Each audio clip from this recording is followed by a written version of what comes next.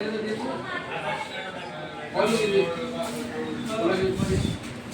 लोक राहून इकडे लाईन मध्ये जातात.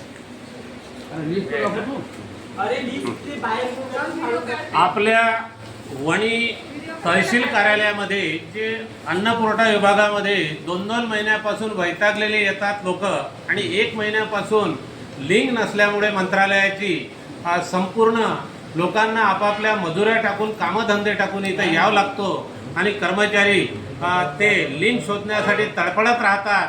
कर्मचाऱ्यांची इथे फार बेहाल होत आहे आणि समजदार लोक आले तर ते शांतीनं जातात आणि जे कोणी भांडणारे व्यसनाधीन आले ते कर्मचाऱ्यांना त्रास आणि शिव्या देऊन जातात.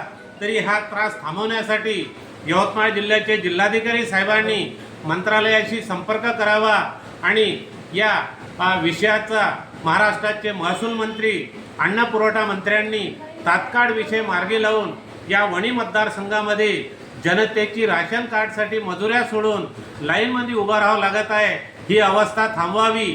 मी यवतमाळ जिल्ह्याचा 95-96चा अन्न पुरवठा विभागाचा अशासकीय सदस्य स्वतः नारायण गोडे आपणा सर्व महाराष्ट्र सरकारला विनंती करतो आणि अन्न पुरवठा विभागाचा प्रश्न तात्काळ मार्गी लावावा ही विनंती करून इथेच थांबतो.